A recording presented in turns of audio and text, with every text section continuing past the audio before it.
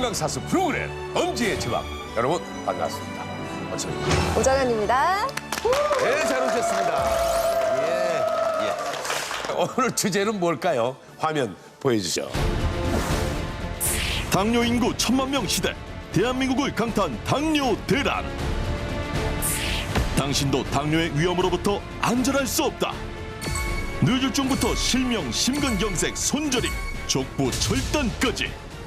당뇨보다 더 무서운 전신을 위협하는 당뇨 합병증의 공포. 오늘의 주제, 침묵의 살인자, 당뇨를 막아라. 오늘의 주제는 바로 침묵의 살인자 당뇨입니다. 네. 야, 당이 있어요? 아직 없습니다. 다행히. 근데 무시무시하잖아요. 무시무시하죠. 네. 30대 그 이상 성인의 경우 4명 중에 1명이 자신도 모르는 당뇨 예비 환자라고 합니다. 예비 환자. 지금 아니래도 앞으로 충분히 가능성이 있다 이거죠. 네. 사실 요즘 웬만한 가정에 당뇨 환자 한 분들은 있으시죠. 어머. 저도 사실 어머니 또 형제가 당뇨입니다. 그래서 조심하고 있는데, 근데 여기서 당뇨 예비 환자는 현재는 당뇨 증상을 못 느끼지만 당뇨가 진행되고 있다는 뜻이거든요. 따라서 우리나라 국민이 당뇨를 잘 알고 대비하는 것이 중요합니다. 그래서 오늘 방송을 보시고 이 당뇨 대란에 참석하셔가지고 꼭 우리 당뇨 모두를 이겨 나갑시다. 소리 없이 노크도 없이 찾아옵니다. 네, 생명까지 앗아갈 수 있는 무서운 질병 당뇨. 당신도 예외일 수는 없습니다. 소리 없이 찾아와 평생을 괴롭히는 병 당뇨. 제대로 알면 극복할 수 있다. 쉽고 정확하게 당뇨 다스리는 법. 통합의학과 서재걸 박사가 알려주는 당뇨의 모든 것 지금 공개합니다.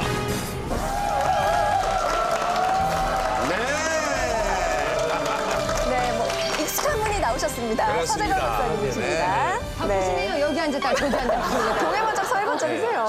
정말 오늘 우리 박사님과 함께 당뇨를 정복할 수 있는 겁니까? 네, 당뇨를 뭐 정복하지 말고 옆 사람한테 양보하세요. 네. 그러니까 일단 내가 아니면 되잖아요. 그러니까 그러다 보면 네. 모두가 당뇨가 아닌 세상이 올 수 있는데 네. 일단 당뇨에 대해서 정확하게 알면, 그러니까 적을 알고 나를 알면 백전백승인데 사실 당뇨를 제대로 모르시는 분들이 많아서 네. 오늘은 정확하게 알고 정확하게 대처하는 방법 이거 알려드리도록 나왔습니다. 옆 사람한테 줄래니까 얼핏 자꾸 오바마 대통령이 앉아있는 것 같아가지고 굉장히 오늘 조심스러워요. 아이. 박일준 씨라고 생각하면서도 오바마 대통령이 그렇게 얘기하는 힐러리. 가만히 있어. 아, 근데 당뇨하면 저 같은 경우는 완치가 안 되는 병, 또 평생 동안 약을 먹어야 되는 병 이렇게 알고 있거든요. 네. 정확히 좀 당뇨 설명해 주시죠. 네, 당뇨가 이제 이름이 당뇨니까 소변에 당분 나온다 이 얘기고 사실 단뇨죠, 단뇨. 예, 소변이 달다 이거 아닙니까? 네. 근데 포도당은 인체 세포에서 쓰고 정확하게 에너지를 만들어야 되는데 세포 안에 못 들어가니까 자꾸 밖으로 빠져나오는 거예요. 그러니까 소변으로 나오는 거예요. 근데 소변으로 나오는 이유는 혈관에 당분이 너무 넘치면 혈관이 완전 막힐까 봐 할 수 없이 남아도는 당분을 자꾸 소변 쪽으로 밖으로 빠져나오게 하는 거거든요. 그러면 이 포도당을 세포 안에 들어가게 하는 애가 바로 인슐린인데 그 인슐린 작용에 문제가 생기니까 이런 당뇨가 오는 거죠. 그래서 혈당 조절을 잘하고 인슐린을 잘 쓰는 방법을 알면 당뇨를 예방하고 치료할 수가 있습니다. 유독 우리나라만 이렇게 당뇨 예비 환자 수가 많은 건지 궁금합니다. 네, 실제 서양인들은 고기를 많이 먹은 습관 때문에 이 단백질 활용 능력이 뛰어난데 네. 우리가 탄수화물 위주의 식사를 하다가 갑자기 서양식이랑 이런 게 들어오니까 그게 감당을 못하는 거예요. 그래서 우리 동양인들은 서양인보다 당뇨병에 그래서 더 취약해요. 사실 단백질이 충분히 활용이 되는 사람이 당뇨에는 유리하거든요.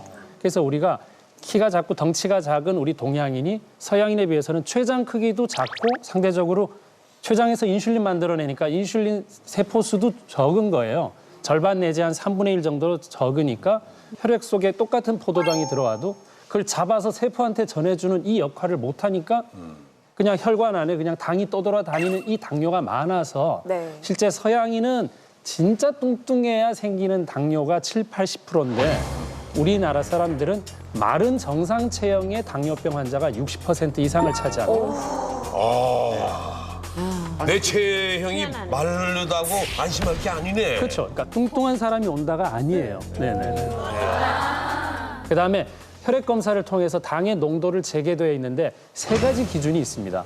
그래서 우리가 제일 흔하게는 왜 공복 혈당 들어보셨죠? 아, 네네. 네, 밥 좀 안 드시고 나서 재는 게 정확하니까. 네. 그때 8시간 정도 아무것도 안 먹고 공복 혈당을 이제 살펴보면 100 미만이면 정상, 126 이상이면 당뇨로 보고 100에서 126 사이를 당뇨 전 단계라고 하거든요. 네네. 그 두 번째는 그럼 식사하고 난 뒤에 혈당, 보통 식후 1시간, 2시간 중에 이제 2시간 혈당을 기준을 마련하고 있는데 보통 140 미만이면 정상, 200 이상이면은 당뇨. 그 사이는 항상 전 단계예요. 당뇨 전 단계. 그래서 우리가 식사를 하건 안 하건 병원 가서 혈당 검사를 했는데 200이 넘으면 뭐 변명의 여지 없이 당뇨예요. 예. 뭐 저 먹고 와서 그래요. 뭐 이런 게 소용없어요. 그냥 그건 200이라는 수치는 확실히 당뇨. 네. 예, 그렇게 기준을 나누고 있습니다. 며칠 굶게 되면 당연히 수치가 떨어질 거 아니에요. 그쵸. 그래서 그 식전, 식후 당뇨 혈당으로는 사실 구분하기가 쉽지 않을 것 같은데. 그렇죠. 이제 그렇게 피해 나가는 사람을 잡아내려고 새롭게 만들어낸 검사 결과가 네. 바로 당화 혈색소입니다. 예, 그거는 뭐 먹건 안 먹건 상관없이 최근 3개월 전까지의 내가 당 조절 잘하고 있나 정도를 반영하는 수치인데요. 그 이름이 당화 혈색소니까 우리 적혈구 안에 그 붉은색 띠잖아요. 그러니까 혈색소가 있는 거예요. 그 혈색소에 당분이 갖다 붙은 거를 당화 혈색소라 그러는데 요 당화 혈색소를 가지고 보면 적혈구가 3개월 정도 살아요.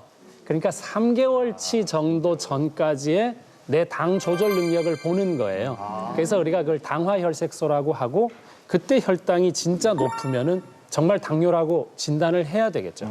가족력이 센 건가요? 아니면 본인의 나쁜 습관, 운동 부족, 당을 자꾸 즐겨 먹는 거, 이 어떤 게 주로 된 원인인가요? 유전은 아주 적은 부분이고요. 사실은요. 대부분은 본인의 습관이에요.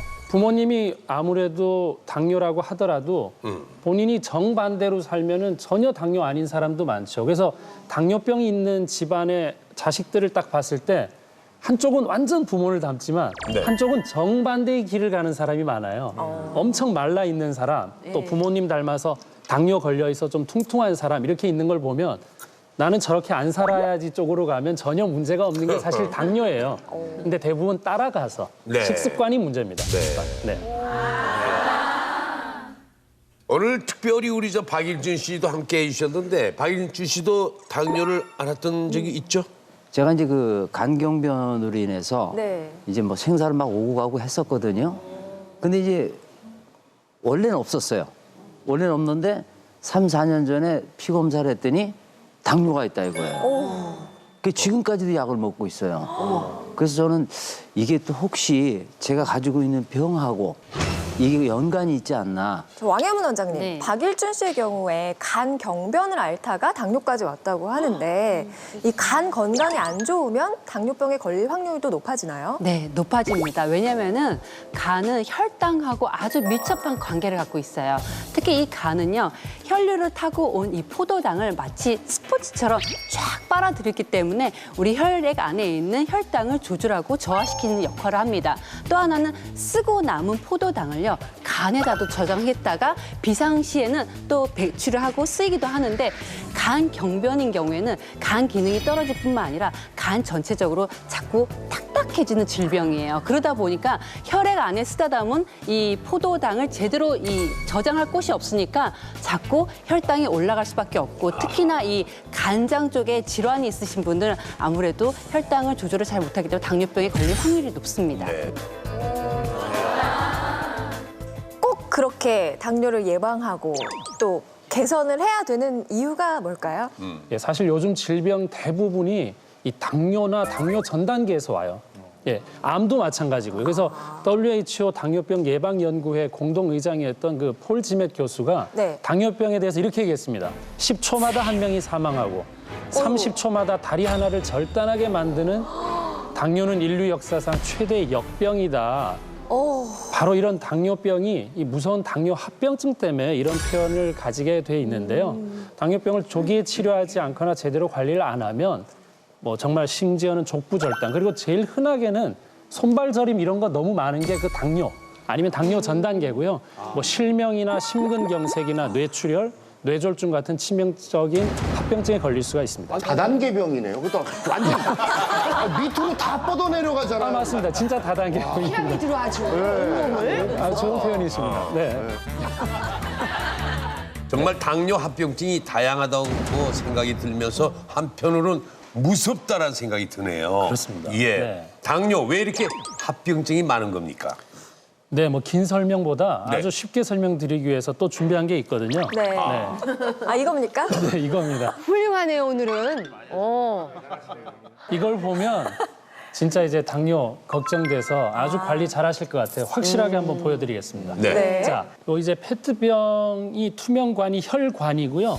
그러니까 요 주변에 지나가는 게 이제 혈관인데 요 앞에 두 개 빨간 거 보이시죠? 네. 네. 한쪽은 맑은 혈액, 그리고 이쪽은 설탕이 가득 찬 혈액.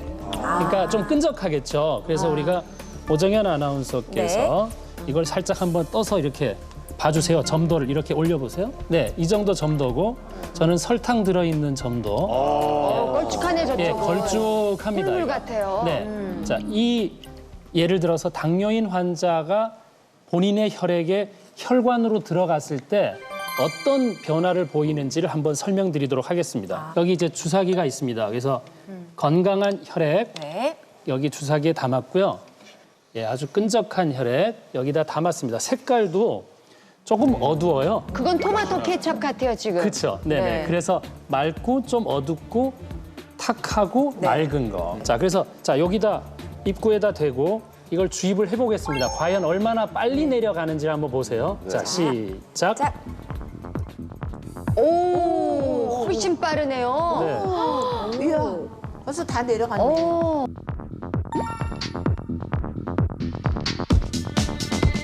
혈액이 우리가 왜 흐를까요? 그 혈액 주변에 세포들한테 산소와 영양분을 공급하는 유일한 길이 혈액이에요, 혈액. 근데 이렇게 천천히 내려가서 어느 천년에 저 멀리 있는 말초 혈관에다가 혈액하고 산소 영양분 공급을 할 수 있냐 이거죠. 그리고 이런 게 많이 내려가고 나서도 이 하얀 알갱이 같은 설탕이 벽에 붙어 있거든요. 아, 예. 그게 혈관벽에 붙어 있으면 거기에 박테리아, 세균, 바이러스 같은 것들이 냅다 붙어요. 먹잇감이니까. 그러면 그 자리에 상처가 나서 딱딱해지는 게 동맥경화예요, 경화. 예, 그러니까 네, 당뇨가 왜 그쪽으로 넘어가는지에 대한 걸 잘 생각하셔야 돼요.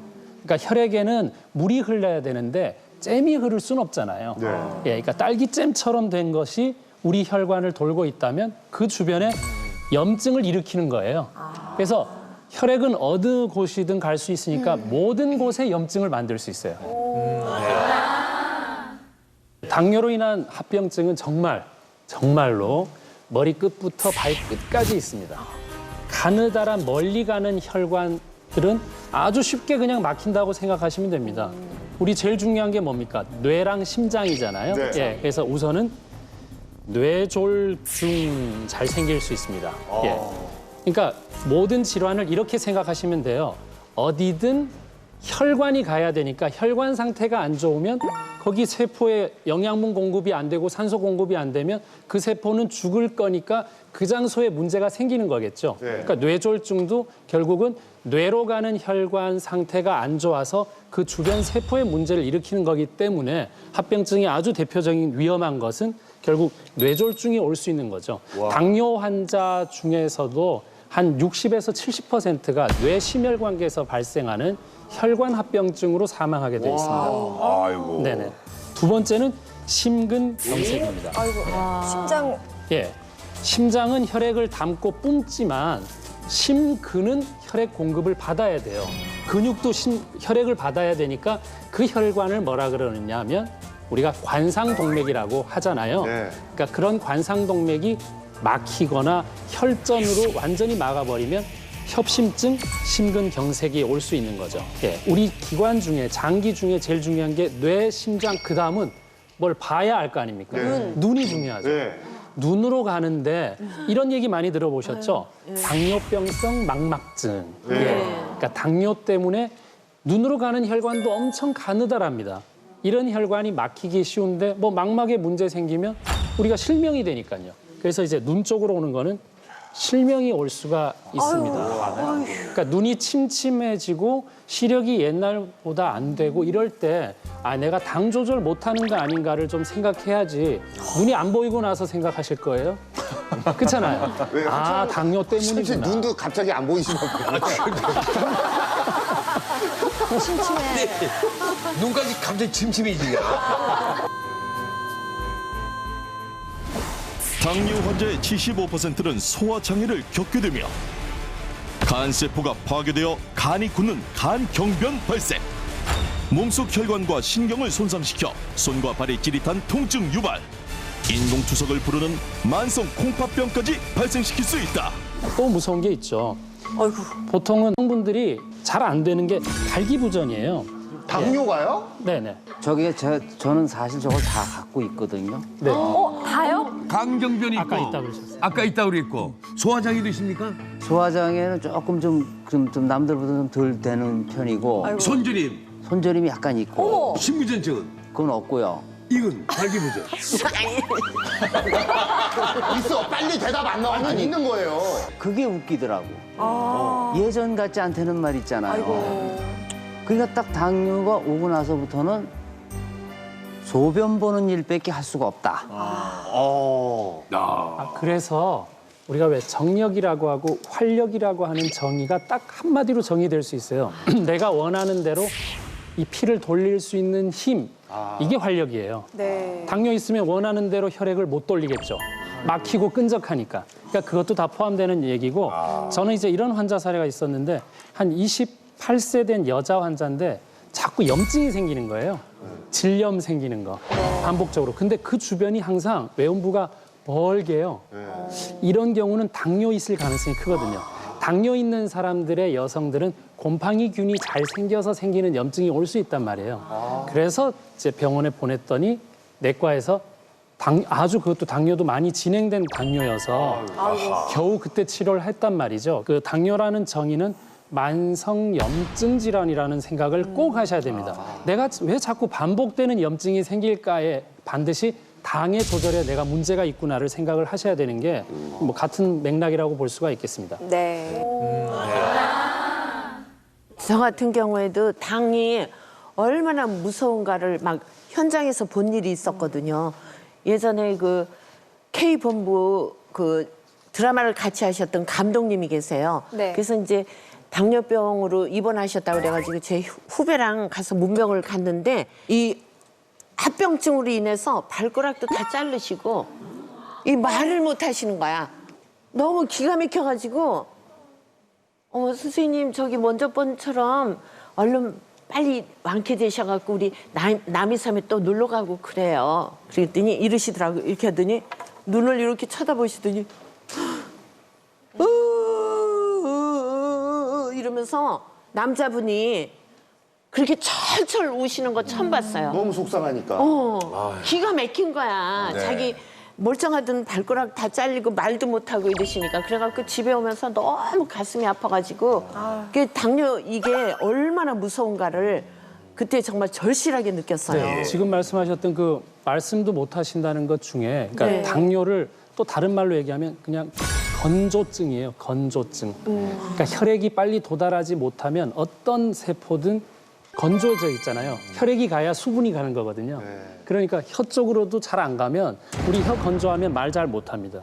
그리고 치주 질환도 잘 생기는 사람은 당뇨 있을 가능성이 크죠. 염증이 왜 자꾸 일어나느냐? 그러니까 이 사람은 치과에서만 치료할 문제가 아니라 전신 질환이 있었던 거죠. 당뇨에 대한 문제가 있는 거죠. 그리고 이제 마지막으로는 당뇨 환자의 4분의 1이 갖고 있을 만큼 대표적인 합병증이 당뇨병성 족부병증입니다. 족부병증. 예. 그래서 바로 아까 우리 말씀하셨던 그 발이 썩는다는 거죠. 그러니까 발까지 가는 말초 혈관이 완전히 막혀서 아니 혈액이 안 가고 영양분 산소 안 가면 통증, 염증, 그다음에 썩는 거예요. 혈액이 안 가면 썩어야 되니까 그게 괴사잖아요. 그러면 썩은 부분은 계속 연결이 되니까 절단을 해야죠. 차단시켜야 되기 때문에 이제 발을 자르는 지경까지도 이를 수가 있습니다. 네네. 발이요. 제가 이제 그 목욕탕을 가면요. 이 뒤꿈치가 이제 막 이제 그 뭐가 있어가지고 이제 막 면도칼로 깎아요. 돌 같은 걸로 해야죠. 아니 이제 면도칼로. 더 좀 지나치면 이제 그 면도칼로 가게 돼 있어요. 근데 그거를 깎다가 비었어. 피가 안 멈추는 거야. 어머. 그 손에 왜 이렇게 피가 안 멈추나? 뭐 담배도 까서 거기다 붙여보고 다 해봤는데 잘 안 멈추더라고요. 담배를 까서 묻혀요. 민간요법. 민간요법이라고. 옛날. 실제 당뇨 있는 사람들 중에는 혈소판이 이제 지혈 작용하는 건데 혈소판 수명도 짧아요. 예, 그러니까 제 역할을 다 못하고서 혈소판도 죽기 때문에 다 수명이 있으니까 지혈 작용도 잘 안 되고 또 염증 상태는 지혈이 잘 안 됩니다. 아니 그러니까 이게 당뇨가 굉장히 삶의 질이 다 떨어지는 게 머리부터 발끝까지 그러니까 사는 게 아닌 그런 경우가 뭐 생기네요. 최근에는 뭐 더 심한 경우는 제3의 당뇨라 그래서 치매를 제3의 당뇨라 그러잖아요. 치매도 와요? 예, 그러니까 뇌로 가는 혈관에 문제가 있어서 뇌 세포의 기능을 못 하게 되니까 치매가 되는 거예요. 그러네요. 예, 그래서 기본적으로는 혈관을 깨끗하게 만드는 당 조절하는 게 모든 병의 시작이에요. 예. 모든 병의 근원이 당뇨라고 볼 수도 있겠네요. 그렇죠. 근데 왜 우리가 놓치는 게 많으냐? 네. 당뇨 환자는 당뇨니까 약으로 치료하고 있다고 착각을 하고 있고 나머진 당뇨가 아니니까 마음대로 살아도 된다는 그 착각이 제일 큰 거예요. 나는 아니 당뇨 예, 이 준비 없으니까. 단계가 굉장히 중요해요. 준비 단계에 있다가 갑자기 다른 병의 이름을 달고 하나씩 갈 수 있어요. 네. 그래서 당뇨 전 단계일 때 치료가 훨씬 중요하다 볼 수 있습니다. 자, 그렇다면 합병증을 예방할 수 있는 방법은 없습니까? 네, 뭐 당연히 있습니다. 있죠? 예, 예. 합병증에 걸리지 않으려면 일단 당뇨에 안 걸려야 되겠죠. 예, 근데 당뇨에 걸렸거나 고위험군이라면 합병증에도 주의해야 되는데 첫 번째는 합병증이 왔을 때 꼭 주의해야 될 게 있는데요. 대표적인 게 아까 발 당뇨병성 족부병증 얘기 드렸으니까 당뇨발이라고 하겠습니다. 당뇨발은 이제 발에 상처 나면 궤양 생기고 썩어버리니까 세균에 대한 저항력도 약해서 심할 때는 그 균이 타고 그 혈액을 타고 돌아다니는 폐혈증까지 올 수 있으니까 아주 위험하겠죠. 예. 그래서 하루에 수고한 이 발에게 마지막 주무시기 전에 상처가 난 게 없는지를 한번 살펴봐야 되겠고 네. 상처가 나지 않도록 양말을 꼭 챙겨 신어야 되겠고 신발은 밑바닥이 바로 닿으면 상처가 나기 쉬우니까 그래도 그 완충작용 할 수 있는 좀 그런 것들을 신어야지 좋겠고 또 건조하면은 피가 잘 나겠죠. 우리 왜 건조해지면 금방 피 나잖아요. 그래서 보습에도 신경 써야 되니까 남자건 여자건 간에 발도 보습해줘야 됩니다. 훨씬 좋아집니다. 그래서 혈당 관리를 아무리 잘 하더라도 10년 지나면 또 당뇨 망막병증이 또 생길 수가 있어서요. 당뇨 진단을 내가 받았다. 그럼 이제 5년 정도 지나서부터는 매년 안과를 가셔서 그래도 눈 검사를 통해서 예, 혹시 눈에 문제가 생기는지 망막에 문제가 생기는지를 살펴봐야 되겠고 네. 예방법으로는 녹색 채소 좋습니다. 브로콜리, 케일, 뭐 시금치 이런 것들을 자주 섭취하고 우리 몸에 있는 모든 근육 중에 가장 퇴화를 빨리 하는 하는 근육이 눈 근육입니다. 눈 안구를 잡고서 움직이는 근육입니다. 예, 그래서 40세가 되면 벌써 퇴화가 시작되거든요. 그러니까 눈에도 근육이 있다는 걸 아시고 눈알 굴리기나 이런 것들, 예, 이런 것들 가지고 안구 운동을 하시고 눈 주변에 찜질하는 거 이런 것들도 그 주변 혈액 순환에는 굉장히 도움되니까 예, 좋고요. 당뇨병성 그 콩팥병을 예방하려면 무엇보다 저염식이죠. 예, 짠 거 먹는 게 이제 위험한 거고요. 만약에 신부전이 왔다면 현미를 포함한 잡곡밥 같은 경우는 인이 많은 성분이 있어서 신장에 좀 부담을 줄 수 있기 때문에 그때는 뭐 이제 흰쌀밥 정도 네. 예, 그렇게 이제 전환하는 게 조금 예방적으로 도움이 되고요. 하여튼 신부전은 그 혈관의 동맥 경화를 일으킬 수 있기 때문에 아주 주의하셔야 됩니다. 네. 뇌졸중, 심근경색, 족부절단까지 전신 질환으로 수많은 합병증을 일으키는 당뇨. 당신도 예외일 수 없는 당뇨의 원인이 지금 공개됩니다. 정말 저는 당뇨를 피하고 싶은데 이 당뇨가 왜 생기는 겁니까? 당뇨는 가만히 있으면 걸리지 않는데 꼭 당뇨 걸리는 뭐 속된 말로 당뇨 걸릴 만한 짓을 해요. 네.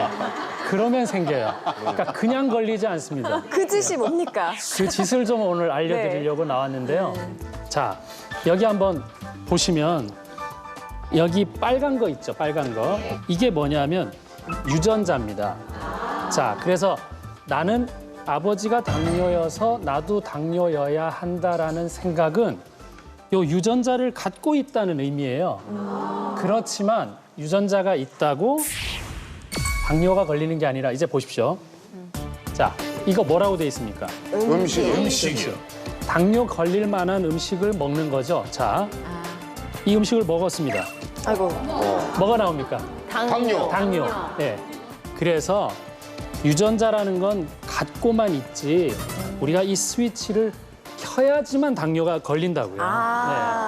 그러니까 나 유전자 있으니까 무조건 걸려가 아니라 조금 불리하겠지만 이런 음식 때문에 걸린다. 이게 명확한 정답입니다. 예, 다음 후보군이 있죠. 또 음식뿐만 아니라 뭡니까?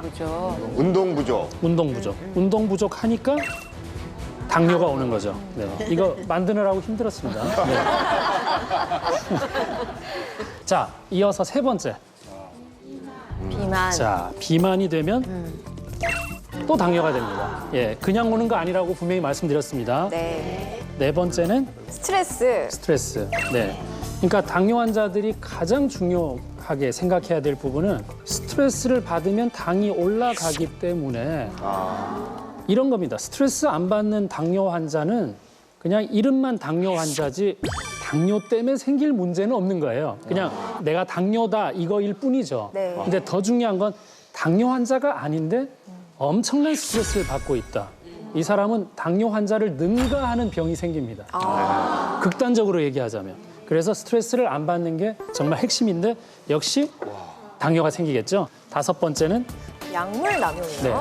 우리가 이제 어떤 약물들을 어떤 얘기하는 거예요? 거예요? 근데 뭐 특정한 약물뿐만 아니라 어떤 약물들을 이제 오랫동안 먹으면 간에게 부담을 많이 주고 있는 사람이거든요. 그러니까 그 간이 상대적으로 당을 조절하는데 에너지를 못 써요. 우리 사람이랑 똑같아요. 그러니까 주어진 시간 안에 할 수 있는 양이 정해져 있는데 우리가 너무 과한 거죠.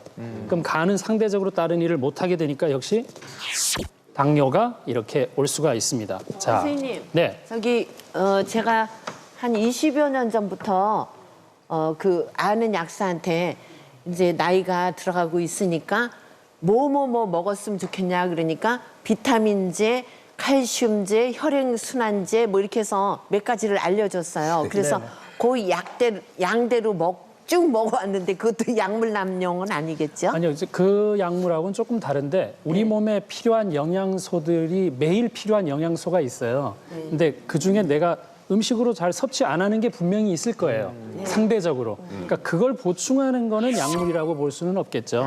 예. 다만 어떤 병을 위해서 치료를 하는데 장기간 먹는 약들은 간에서 엄청난 부담을 갖고 대사를 해야 돼요. 네. 그래서 부작용이라는 게 생길 수도 있습니다. 그럼 당뇨가 있어서 당뇨약을 계속 먹는 사람, 네. 아니면 콜레스테롤 떨어지는 고지혈증약 저처럼 계속 먹는 사람, 네. 혈압약은 끊으면 안 된다고 그래서 계속 혈압약 드시는 분은 약물 남용에 들어가나요? 거기서 얘기하는 약물 남용은 내가 해야 될, 고쳐야 될 습관 하나도 안 고치면서 약에만 의존한 사람은 약물 남용이 맞죠. 운동도 하고 술도 끊고 음식도 천천히 먹으면서 그 약을 먹는 사람이 간에게 부담을 적게 주는 사람이고 네. 이걸 다 하고 약도 먹는 사람은 어차피 간에게는 굉장히 무리가 되는 겁니다. 참 저 같은 경우에도 보면은 누가 줘가지고 쌍화탕 한 첩, 그 홍삼 달인 거 하나, 목용. 또 그리고 각종 비타민제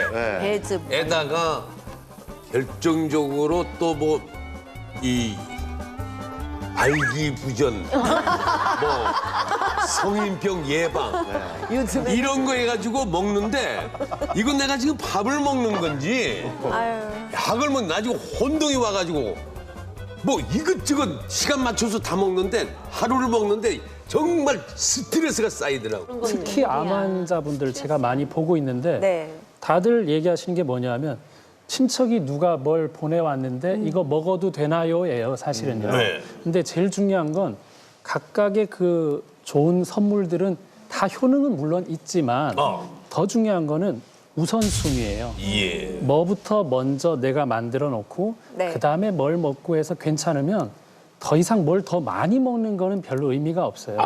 예, 그러니까 굉장히 많이가 중요한 게 아니라 네. 무엇을 정확하게 먼저 먹어야 되냐를 네. 확실히 아시는 게 네. 간의 부담을 줄이는 방법입니다. 그래서 그냥 네. 일단 딱 쌓이는 스트레스 하루 딱 먹고 쌓이는 바람에 일단 다 그걸 저 주시면 안 돼요? 좋아하는 사람 벌써 다 줬어요. 다 주고 제가 제일 많이 하는 게 지금 이 운동 그리고 이 식사 지금 또 나옵니다만은 천천히 드시는 거. 예 네. 이런 걸 병행을 하니까 네. 상당히 좋아지더군요. 이제 5분 식사 하나 남았는데 밥을 빨리 먹는 것도 이게 안 이제 좋은 거네. 빨리 먹는 식습관을 얘기하시는 거 그렇죠. 아니에요? 엄청난 일이 있습니다. 이 빨리 먹는 게. 그걸 이제 또 보여드리려고 네. 여기 한번 다시 만들어 보고 가겠습니다. 자, 빨리 먹는 식습관이 당뇨를 만든다. 네. 자, 좀 구체적인 설명을 드리도록 하겠습니다. 여기 가운데가 이제 혈관이에요, 혈관. 혈관에 제가 붙여보겠습니다. 우리가 밥을 먹었습니다. 그러면 장에서 이 밥이 포도당으로 된 걸 흡수시키면 혈관으로 이제 나오게 됩니다. 그러면 이때부터 이 혈액이 전신을 돌면서 야 너도 필요하지 너도 필요하지 하면서 다 나눠주게 돼 있습니다. 네, 자 이 포도당이 떠돌아다니는데 이 포도당이 세포까지 전달되려면 네. 요 인슐린이 필요합니다. 아니면 얘 계속 떠돌아다닙니다. 그래서 얘를 잡아다가 그죠? 잡아다가 세포 안에 들어가면 됩니다. 예, 요게 이제 인슐린인데 예, 하나만 더 붙여주시고 자 근데 빨리 식사를 하시는 분은 어떤 일이 생기냐면 빨리 먹으면 양이 많다는 뜻은 아니거든요. 그래서 빨리 먹으면 우리 몸은 어떻게 이해를 하냐면 이 사람 많이 먹을 거구나라고 생각합니다.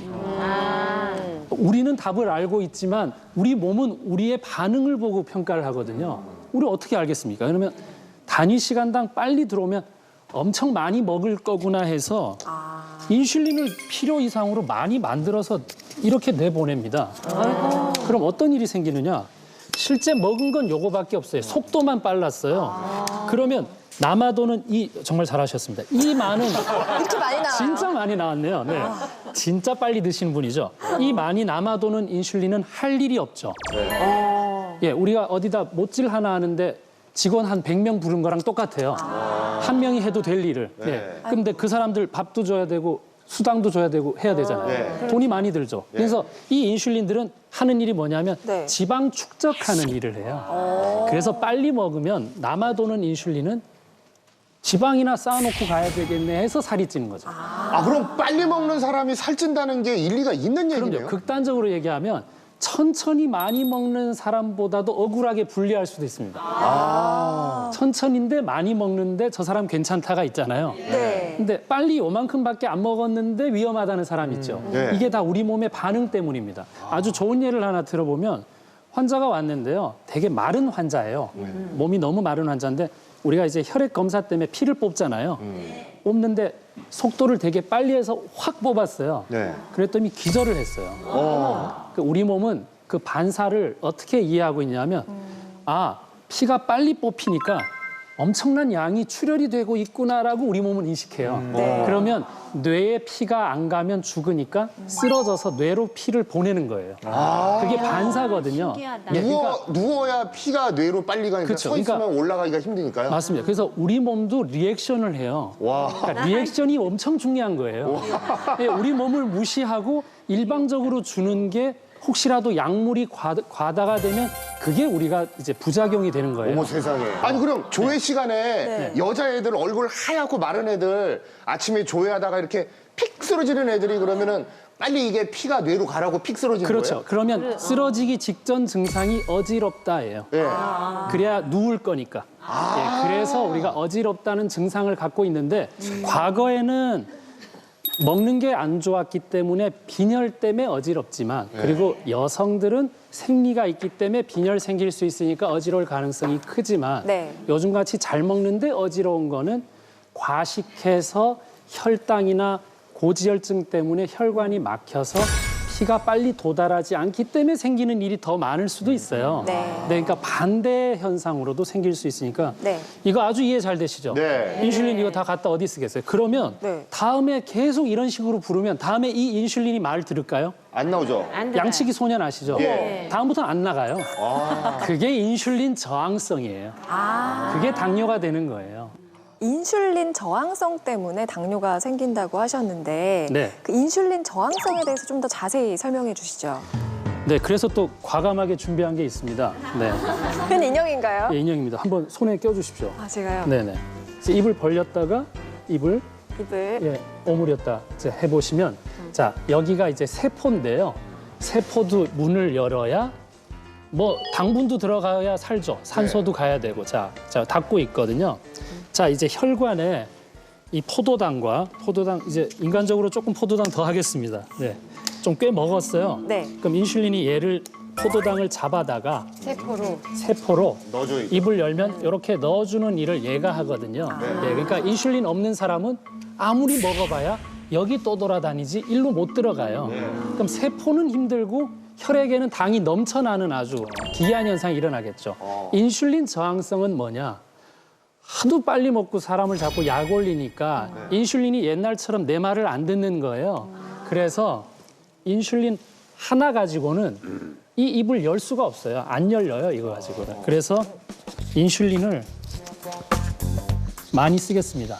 한 5개가 이 포도당 하나를 갖고 들어가야 입이 이제 열려요. 열어보세요. 더 가져와. 진짜로? 네, 아 무섭습니다. 네. 자, 6개 했습니다. 아, 이제 연애. 이러면은 포도당을 합니다. 자, 그러면은 이 인슐린 포도당 하나 집어넣는데 너무 많이 사용이 되는 거예요. 이게 인슐린 저항성이에요. 그러니까 인슐린이 없는 거랑은 다르죠. 말을 안 듣고 참 쉽지 않게 만든다. 이게 이제 2형 당뇨. 그러니까 1형은 얘가 없어요. 인슐린 주사를 맞는 거예요. 그러니까 2형 당뇨는 얘 말 잘 듣게 해야 된다는 거죠. 예, 그래서 이게 인슐린 저항성이다. 그러면 최소 몇 분의 식사를 권장하시는 그러게요. 거예요? 소화되려면 적어도 30분에서 1시간이 맞아요. 한 끼에. 예, 그렇죠. 그래서 우리가 뭐 살려고 밥 먹나 밥 먹으려고 사나 이거 있잖아요. 근데 자세히 뒤집어 보면 밥 먹는 거는 확실히 즐거움이 보장이 되어 있는데 거기 행복은 다 놓치고 다른 행복을 찾으러 막 다니고 있어요. 먹을 때만큼 행복하거든요, 사실은. 그러니까 먹는 데 시간을 투자하는 만큼 우리가 행복할 수도 있고 우리 몸도 편할 수 있다는 게 이 당뇨에서도 나타났습니다. 단 2주간 실시한 엄지의 제왕 당뇨 극복 프로젝트. 피곤하면 그 이튿날까지 잠자야 돼요. 그리고 끔찍한 당뇨와의 전쟁. 제 비법은 바로 당뇨를 이겨낸 한의사 신동진의 상상 초월 당뇨 극복 비법들. 신동진 한의사와 함께 당뇨의 고통에서 벗어나는 비법 지금 공개합니다.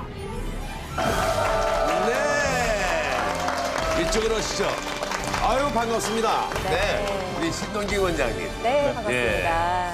완벽하게 혈당을 잡고 당뇨병을 극복한 우리 신동진 원장님. 본인 스스로가 산 증인이시니까 더욱더 너하고 우리가 궁금해지는데요. 그렇죠. 오늘 그 비법 오늘 싹 완전하게 다 공개해 주실 거죠. 네, 물론입니다.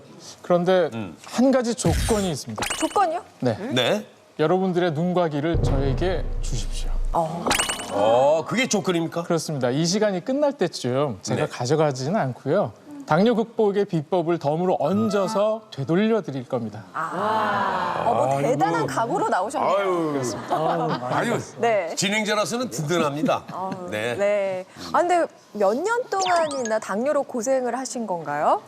6년 전이에요. 그러니까 2010년 초에 이제 당뇨 진단을 받게 됐거든요. 네. 이제 제가 한의사잖아요. 그러니까 건강은 나름대로 신경을 썼던 상황인데 어느 날 몸에 이상한 신호가 느껴지기 시작했어요. 그냥 잠을 자도 피로가 없어지지 않는다 이런 느낌들이 온 거죠. 아, 내가 살이 쪘는데 이걸 못 빼서 그렇구나라고 생각을 해서 이제 운동을 하기 시작을 했어요. 그러다가 이상한 증상 또 하나가 나타나는데 밤에 열심히 운동을 하고 나면 다음날 아침에 제가 무거운 걸 조금 들고 하는 운동을 했거든요. 이 손이 펴지지가 않는 거예요. 아이고, 이런. 아, 운동 너무 열심히 했구나. 그렇게 해서 어느 정도 시간이 지났는데 이번에는 뭐 이런 증상이 아니라 정말 심각한 증상이구나라고 느껴지는 증상들이 나타난 거죠. 하나는 네. 물을 하루에 한두 잔밖에 안 먹던 사람이 한 10잔 정도를 벌컥벌컥 들이마시기 시작을 했습니다. 그만큼 화장실도 하루에 5-6번씩 가게 됐고요. 또 하나는 뒤돌아서면 배고프고 뒤돌아서면 배고프고 이런 느낌들이 나타난 거죠. 그래서 이제 병원에 가서 검사를 받게 됐어요. 네. 그랬더니 당장 입원해야 될 정도로 심각한 수준의 당뇨다라고 이제 진단을 받게 된 겁니다. 아니 근데 등잔 밑이 어둡다고 본인이 의사인데 네. 아픈 사람들 오면은 막 이렇게 치료해 주시는데 그걸 모르셨나요? 창피한 얘기지만 눈치채지 못했습니다. 전형적인 증상이 나타나고 나서야 이게 당뇨라고 생각을 했지. 손가락이 펴지지 않아요? 운동을 열심히 했어요? 그게 원인이잖아요? 네. 그럼 인대 치료 받겠죠. 저도 침 났어요. 뜸도 뜨고 부항도 했단 말이죠. 편해져요. 근육 운동을 너무 열심히 했구나. 그게 원인이라고 생각하는 거죠. 의사도 이런데 네. 일반 분들은 어떻겠어요? 그러니까요. 절대 자기 젊은 나이에 당뇨라고는 상관없이 생각을 하신 거죠. 그럴 수도 있겠죠. 얼마나 많은 분들이 예. 나와는 상관없는 일이라고 생각하시겠어요. 설마. 그렇죠. 당시 심각한 당뇨 판정을 받았다고 하셨잖아요, 그죠? 네. 심각한 당뇨 수준이라는 건 어느 정도를 얘기하는 겁니까? 제가 당뇨 진단 받았을 때 건강 검진 결과표를 준비해 왔는데요.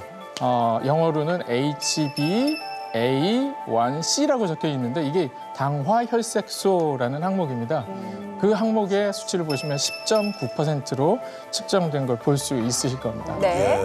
저 정도면 많이 높은 건가요? 정상이 얼마인데 저렇게? 정상 범위는 보통 이제 측정 기관마다 다르긴 한데 보통 6.5 이상이면 당뇨병으로 진단을 보통 하죠. 아니 근데 10.9라고 하면은 이게 많이 위험한 거겠죠, 서재규 박사님? 그렇죠. 10.9면은 저게 3개월 정도치를 반영을 한다고 보면 계속 저렇게 해서 그 혈관에 당분이 많이 남아 돌고 있었다는 뜻이잖아요.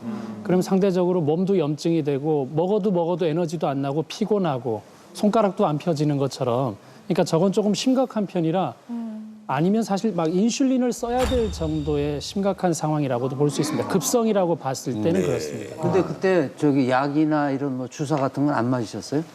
인슐린 주사 치료를 권유를 받았긴 했는데 약은 하루 이틀 정도밖에 못 먹겠더라고요. 그러니까 제가 한의사니까 예전에는 소갈병이라고 했습니다. 당뇨병은. 소갈병에 관련된 처방들이 정말 많이 나오거든요. 그걸 시험해 보고 싶었던 거예요. 네. 그래서 그 시험을 거쳐서 오늘 여러분께 알려드릴 그 당뇨 극복의 비법이 만들어지게 된 겁니다. 통장과 지금까지 알고 있던 당뇨 상식은 모두 잊어라. 시원하네요, 여기. 눈으로 보고도 믿을 수 없는 단 2주 만에 놀라운 결과. 모두를 깜짝 놀라게 한 혈당 수치 변화. 잠시 후 공개됩니다. 진동기 원장님, 당화혈색소 수치 10.9의 심각한 당뇨에서 지금은 당뇨를 극복하고 이제 정상 수치로 돌아온 게 맞습니까? 네, 맞습니다.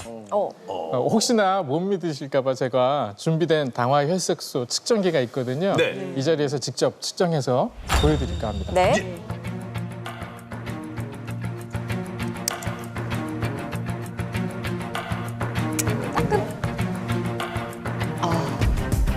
따끔. 저도 당뇨 검사를 해봤는데 여기 그 사혈침 같은 걸 찌를 때 상당히 아프던데. 네, 여보세요. 아니 아프고 멍도 좀 들어요. 상당히 아파요. 아니, 나도 엄살이 많지만은 그 정도는 참을 수 있어갖고 그걸 질문이라고 하고 애를 있어요. 안 낳았으니까 이런 얘기 묻는 거겠죠. 사장이 바늘로 푹 찔른다고 하나가 아파요? 얘기 듣기로는 좀 안 아프게 찌르는 방법이 있다고 그러더라고요. 그런 게 있어요? 그런 게 있어요? 네, 그런 방법이 있습니다. 뭐예요? 현주엽 씨처럼 섬세하신 남성분들을 위해서 좀 알려드리자면요. 섬세한 씨. 네. 손이 있잖아요. 이 손에서 보통 찌르시는 부분이요. 이런 부분을 찌르세요. 네. 손끝. 그리고 가운데 부분. 여기는요. 우리가 물건을 집을 때 항상 닿는 부분이잖아요. 신경분포가 굉장히 많이 발달되어 있는 부분이에요. 그래서 이 부분을 피해서 찌르시면 되는데 여기 제 손 보이시는지 모르겠어요. 네. 예, 여기 자국이 있죠. 여기 시커먼 자국이 있네. 네, 여기는 제가 항상 애용하는 자리인 겁니다. 그러니까 가운데 중앙 라인을 피해서 양옆선을 찌르시면 도움이 되시는데요. 또 손가락이 찌르기가 조금 더 무서워하시는 분 계세요. 저는 현주엽 씨보다도 더 무서워하시는 분을 봤어요. 본인이 절대 못 찌르셔서 항상 자식한테 부탁하시는 부모님이 계시거든요. 그분들은 이쪽을 찌르시면 됩니다. 예, 보시면 손바닥에 도톰한 살이 보이시잖아요. 네. 예, 이쪽을 달의 언덕이라고 명칭을 부르기는 하는데요. 이 부분에 모세혈관이 잘 발달되어 있어요. 그래서 이 부분을 찌르면 그렇게 크게 걱정 없이 찌를 수 있습니다. 예. 자, 이제 검사 결과가 나온 것 같은데요. 네. 신동진 원장님의 당화 혈색소 수치 얼마인가요? 자, 어디 보죠. 예, 5.8이 나왔습니다. 이야. 대단합니다. 당뇨병인데도 본인이 당뇨인지 모르는 그런 예비 환자가 많다고 하시니까 사실 보시는 시청자들께서도 나도 당뇨 아닌가 걱정들을 많이 하실 것 같아요. 근데 경험자시니까 이런 증상이 오면 당뇨 의심해봐라 하는 게 있을 것 같아요. 꼭 눈여겨보셔야 될 증상들이 있는데요. 첫 번째는 체중 증가입니다. 체중 증가하면 결국은 이제 과체중 비만을 이야기를 하는 것인데요. 비만 때문에 생기지 않는 질병이 없다고 할 정도로 현대인들의 질병의 대표적인 원인 중에 하나죠. 네. 마찬가지로 당뇨의 원인으로도 비만이 꼭 손꼽히고 있습니다. 두 번째는 만성 피로 증상이에요. 몸이 계속 나른하고 피곤한 증상들이 발생하게 되면 이것 또한 여러 가지 원인들이 있지만 당뇨 때문이 아닐까 한 번쯤 생각할 필요가 있으신 거고요. 또 피부 증세가 있습니다. 피부가 염증이 잘 생깁니다. 코 안에 점막에 염증이 생긴다든지 결막염이 생긴다든지 하는 증상들이 있으실 수가 있고요. 네. 또 딴 때와 다르게 부스럼이 잘 생긴다든지 아니면 상처가 잘 아물지 않는 증상도 당뇨병의 전조 증상이실 수가 있습니다. 네. 또 한 가지는 치아 건강에 문제가 생깁니다. 잇몸이 곪거나 상처가 잘 나고 또 치아가 흔들리는 증상들이 나타나실 수가 있는데요. 보통 이제 사탕 많이 먹으면 이 썩는다라고 하잖아요. 네. 이게 밖에서 먹는 사탕뿐만 아니라 혈관 안에 있는 설탕 성분도 똑같이 잇몸과 치아를 손상시킵니다. 그렇군요. 그래서 치과 치료 받으시는 분들 중에 잘 낫지 않는 염증이 있다고 하면 당뇨병 꼭 의심해 보셔야 되겠고요. 또 한 가지는 자다가 가끔 이렇게 기지개 펴실 때 있잖아요. 네. 네. 이때 쥐가 나는 경우들이 있습니다. 종아리 또는 발가락에 쥐가 잘 나신다라고 생각이 드시면 이거는 이제 혈액이 탁해지게 되니까 근육에서 생긴 노폐물들을 밤사이에 뽑아내주지 못한 거거든요. 그래서 이런 증세 있으실 때도 당뇨를 좀 의심해 보셔야 되고 특히나 여성분들의 경우에는 월경이 불규칙해지시는 경우 아니면 아예 지금 가임기 여성분인데 생리가 끊기시는 경우들도 있을 수가 있습니다. 이거는 이제 혈당이 높아지게 되면 다낭성 난소 증후군이라는 게 생길 수 있거든요. 난소에 물혹이 많이 생기는 증상들입니다. 그래서 이것도 당뇨병 때문에 생기는 경우들이 있기 때문에 이러한 6가지 잘 살펴보셔야 될 것 같습니다. 저는 요즘 운동도 잘 못하고 신경을 거의 못 쓰고 있는데 상당히 그 당뇨병이 걱정이 되거든요. 근데 그렇게 잘 관리하셨는데도 불구하고 당뇨병에 걸리신 원인, 그런 이유가 있을 것 같은데 그런 게 따로 있나요? 네, 따로 있습니다. 그 원인을 말씀드리기 전에 현주엽 씨께 간곡히 드리고 싶은 말씀은 운동선수가 당뇨병에 걸려서 오시면 참 치료하기 곤란합니다. 왜냐하면 허벅지 굵으시죠? 네. 당뇨병에 걸리시지 않을 모든 조건을 충족하셨는데 당뇨병이 왔잖아요. 네. 고치기가 힘들어요. 오히려. 그렇습니다. 그래서 근육량이 많으신 분들이 당뇨병에 오신 경우에는 네. 뭔가 다른 원인들이 있어요. 그걸 찾기가 참 힘들기 때문에 조심하셔야 됩니다. 이제부터 그 노하우를 하나씩 낱낱이 파헤쳐 보려고 하는데요. 몇 가지 법칙이 있는 것 같아요. 자, 신노중 원장님, 그 당뇨 완전 정복 비법 뭡니까? 당뇨를 극복하려면 음식을 반대로 먹어라입니다. 반대로 먹어라. 그 무슨 말인지 어떻게 반대로 먹죠, 음식을? 저희가 흔히 알고 있는 일반적인 상식이 잘못됐다라고 말씀을 드리고 싶은 거예요. 좋은 게 좋은 건가? 예, 맞습니다. 그 좋은 게 나에게도 좋은 건가라고 한 번쯤은 의심해 보시라는 말씀인 거예요. 네. 근데 확실히 어떤 음식 딱 먹으니까 이게 올라가고 어떤 음식 먹으니까 다시 내려가고 그런 게 있던가요, 음식이? 있습니다. 그 음식들을 가지고 제가 당뇨 극복의 비법을 구성하게 된 거예요. 아, 대체 그렇게 매일 손가락을 찔러서 알게 된 비법이 과연 뭔가요? 말씀해 주시죠. 네. 3가지만 명심하시면 됩니다. 아, 3가지만 기억하라. 당뇨 완전 정복 비법 3가지. 그 첫 번째 비법은 뭡니까? 제 비법은 바로 네. 고기를 먹는 겁니다. 네. 고기 먹는 거요? 아니 그거 먹어서 지금 다 지금 고지혈증 생기고 여기 안 좋고 이게 다 안 좋은데 고기를 먹으라고요? 저도 당뇨에 대해서는 잘 모르지만 왜 당뇨하면 뭐 현미, 채식 위주의 식사가 이렇게 공식처럼 돼 있는데 그렇죠, 채소를 먹어야 되는데. 고기를 먹으라는 건 좀 이해가 안 되는데요. 그렇게 생각하실 수 있죠. 네. 근데 그렇지가 않더라는 게 제 결론인 거예요. 많은 분들이 당연히 생각하시는 게 네. 무슨 병에 걸리면 먼저 고기를 끊어야 돼. 그렇죠. 라고 생각합니다. 네. 예. 근데 오히려 고기를 안 드시고 채식 위주의 식사를 하셨을 경우에 혈당에 아무 도움이 안 되는 경우가 많다는 겁니다. 그래서 이제 혈당을 내리는데 꼭 필요한 건 내가 이 음식이 맞는지 안 맞는지를 알아야 되는 거거든요. 그걸 다른 말로 바꾸면 내가 내 체질을 알아야 된다는 이야기입니다. 네. 그러니까 누구나 본인의 체질을 알고 식단을 바꾸면은 당뇨로부터 자유로워질 수 있다. 이 말씀 아닙니까? 맞습니다. 아, 예, 고정적인 이제 관념적으로 우리가 알고 있는 식단이 있죠.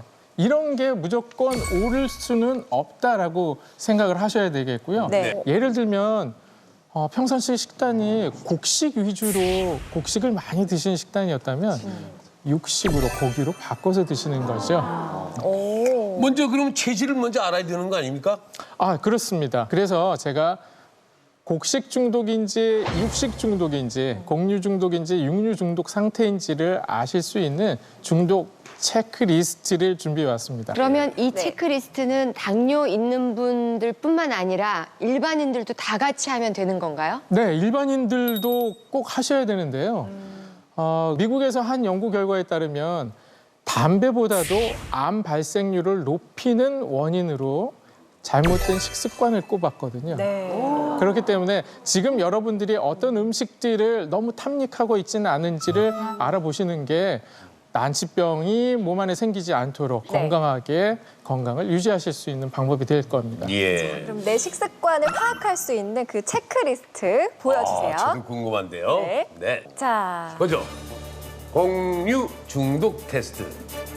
첫 번째, 잡곡밥보다 흰 쌀밥을 더 좋아한다.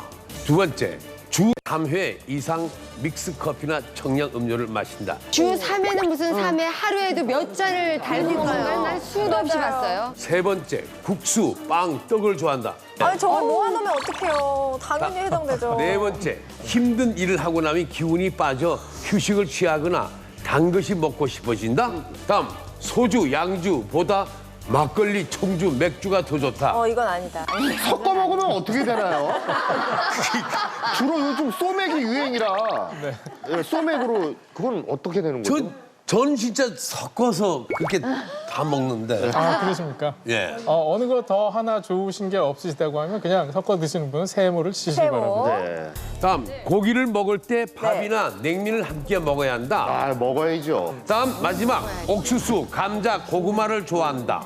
근데 이건 보이면 먹지만 안 보이면 안 보이면 안 찾는다 그러면 안 쳐도 되는 거죠? 7번에 대해서 부연 설명 조금 제가 조건을 달겠습니다. 네. 옥수수 감자 눈에 보이면 드시잖아요. 보이면 먹죠. 밥 먹은 후에도 보이면 드시면 체크를 하십시오.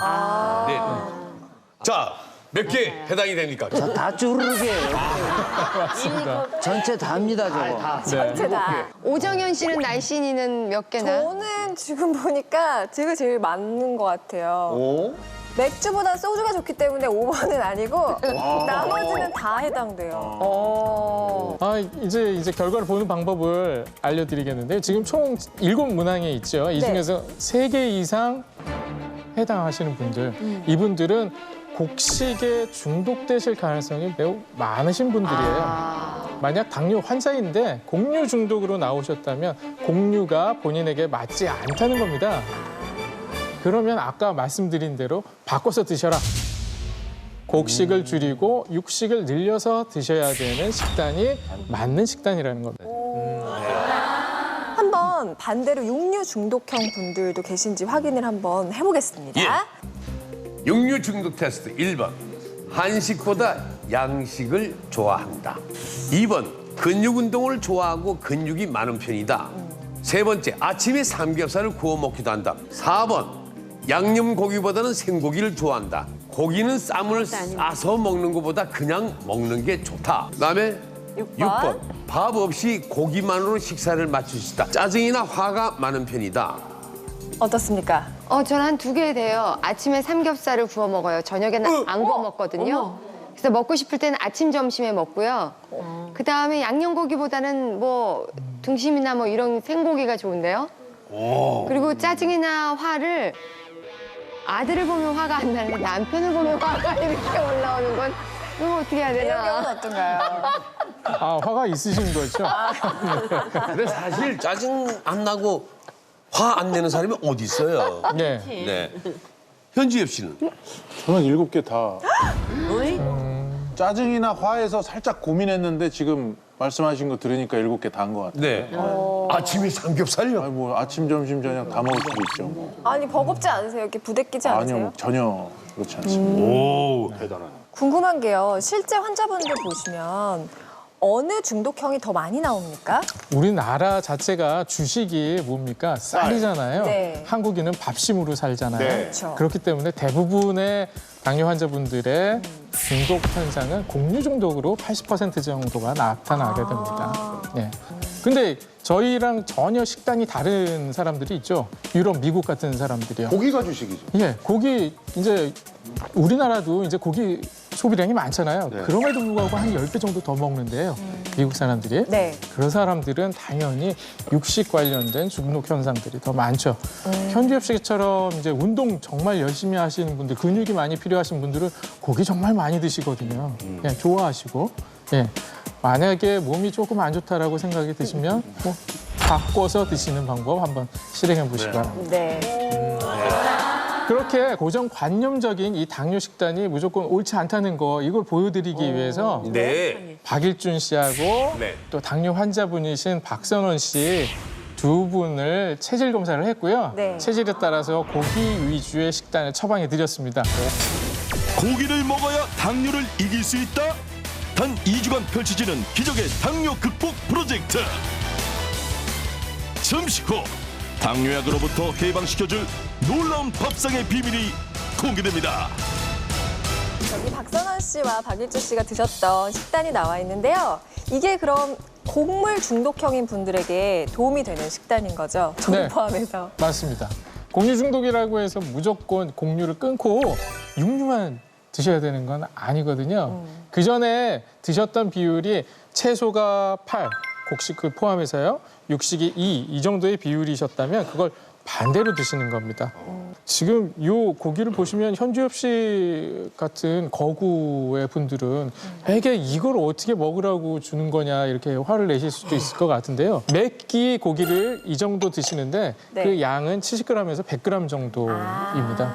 저는 육류 위주 식단이라고 그래갖고 네. 고기가 더 많을 줄 알았는데 사실 조금 부족해 보이긴 하고든요. 근데 사실 우리나라 사람이 고기 아무리 좋아한다고 해도 네. 세 끼를 고기 반찬으로 삼시세끼를 먹어라 고기를 그럼 그거 우리나라 사람한테 쉬운 건 아니에요. 그러니까는 고기 먹고 생선 먹고 그다음에 해물 먹고 이렇게 좀 바꿔가면서 하면 네, 좋은 쉽지 방법입니다. 않을까. 네. 예, 동물성 단백질 뭐 특히 단백질 드실 때는 살코기 위주로 네. 골라서 드시는 게 좋겠고요. 예.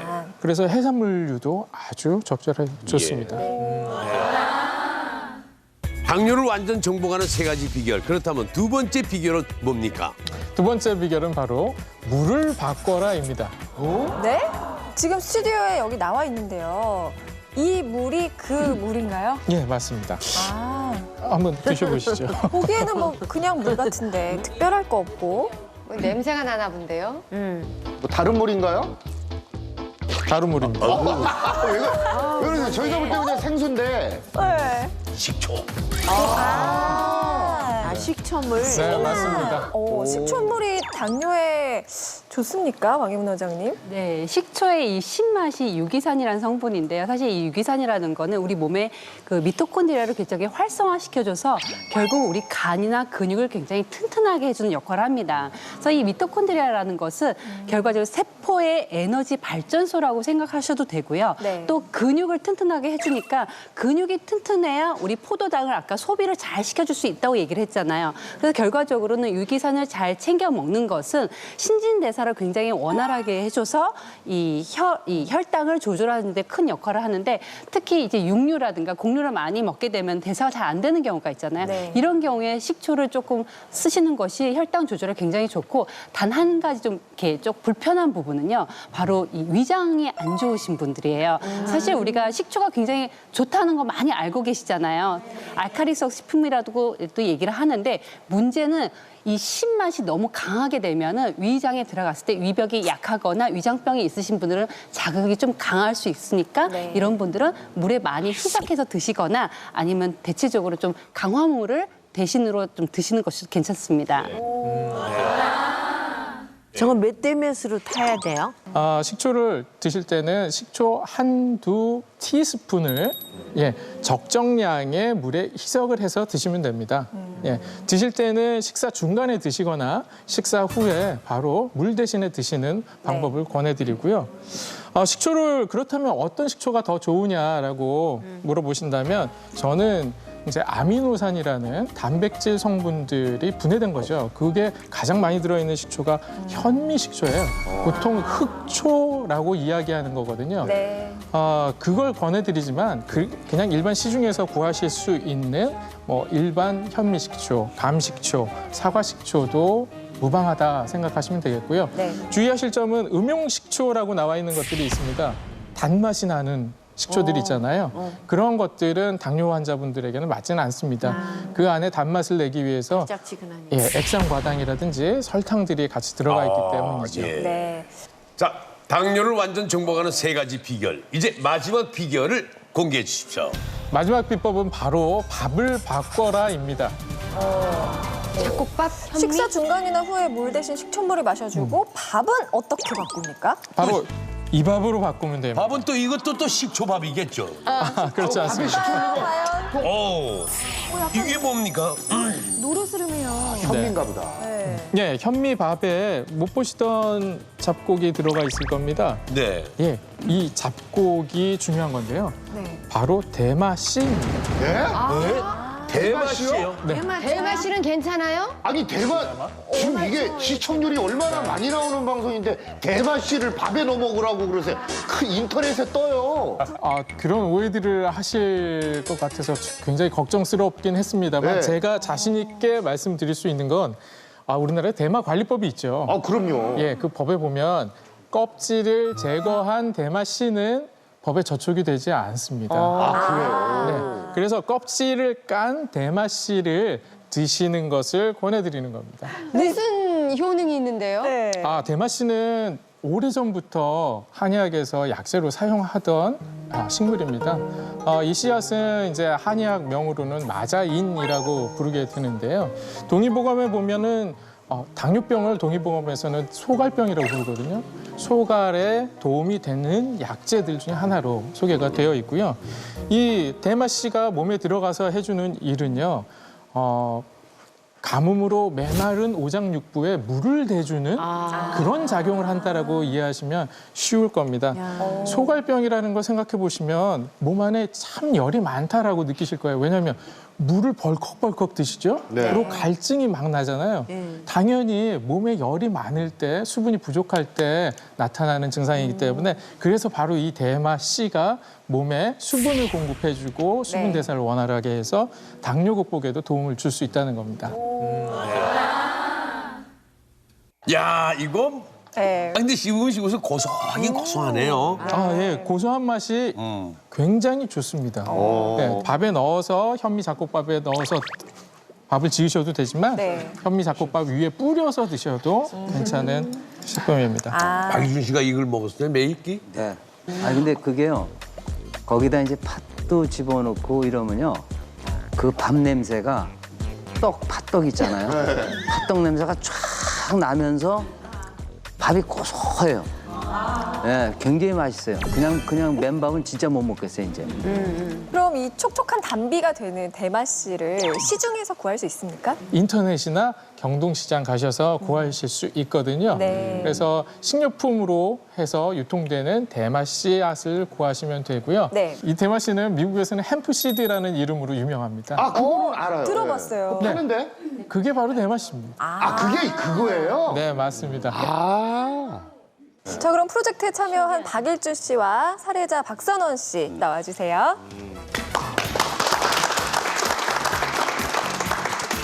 네, 가운데로 쓰세요. 박선원 주부님께서는 언제부터 당뇨셨나요? 한 5, 6년 됐어요. 5, 6년. 네. 두 분을 대상으로 2주 당뇨 프로젝트를 진행을 했어요, 저희가 벌써. 그렇습니다. 네. 2주 당뇨 극복 프로젝트. 자, 먼저 2주 전의 혈당 수치를 확인해 봐야겠죠? 네, 보죠. 당화 혈색소 수치 비교. 2주 전 당화 혈색소 수치. 박선원님 11.1%. 박일준님 7.5%. 박선원 씨는 2주 전에 굉장히 높으시네요. 박선원님 같은 경우에는 네. 제가 아까 10.9%대도 굉장히 위험하다 했는데 저보다 높으신 상태로 오셨거든요. 아유. 네. 평소에 무슨 증상이 심한가? 네. 뭐 어떤 걸 그냥 느꼈어요? 피곤하면 그냥 하루 종일 그 이튿날까지 잠자야 돼요. 몸이 말을 안 들어요. 안 들겠죠. 그리고 또 그 밖에 어떤 증상들이 왔어요? 그리고 손 뭐 이런 데가 부들부들 거의 떨릴 때도 있고요. 저리시고. 네. 그 건강 식단이라고 생각하시는 좋아하시는 것은 채식이었어요, 채소? 예. 그건 누가 권했던 거예요? 아니요, 제가 그냥 채소만 먹으면 되게 해고내거든요. 상식적으로 그렇게 알고 있었어요. 그렇죠. 자동으로 알고 있죠. 당뇨나 아니면 무슨 딱 병 오면은 아우 야 고기 먹지 마 몸에 안 좋아. 무조건 푸른 채소 먹으라고 그래서 알아서들 다 바꿨잖아요. 고기 먹으면 큰일 난다라고 하는 그런 문화가 하나가 생겼었죠. 맞았어. 물론 그렇게 해서 좋아지시는 분들 당연히 있죠. 예, 근데 이제 보시면 알겠지만 우리나라 상황과는 맞지 않는 부분들이 조금 있을 수 있다라고 이제 생각을 하셔야 될 것 같습니다. 박일준 씨, 정말 고기 드셨습니까? 저는 원래 그 이제 당뇨라는 걸 알고 나서부터 네. 이제 채식으로 이제 제가 바꿔버렸어요. 네. 바꿨는데 고기를 먹으라고 그래요. 근데 이 고기도 먹던 사람이 먹는다고 야, 그 고기 얼마 되지도 않는 게요. 그렇게 안 먹어지는 거예요. 네, 고기를 먹고 막 이거 먹다 보니까 보통 30번은 씹는 게 뭐 보통 이거 막 50번, 70번씩 막 가요. 네, 그래서 지금 고기 위주로 지금 밥을 먹고 있습니다. 네. 아유, 그렇게 나 전화하지. 아유, 박선우 씨도. 박선원 예, 씨도 저도요. 고기를 저기 원장님이 시켜갖고 600g짜리 하나 사갖고 반 딱 깔라갖고 아침 저녁 먹어요. 과연 2주 만에 어떤 변화가 있을지 수치를 체크해 보겠습니다. 단 2주간 진행된 당뇨 극복 프로젝트. 3년 전 간 경변을 앓은 후 당뇨를 판정받아 지금껏 당뇨와 싸우고 있는 박일준. 6년째 극심한 당뇨에 고통받고 있던 박선원 주부. 평소 식습관과 반대로 육류 식단에 도전한 두 사람. 과연 당뇨를 극복할 수 있을까?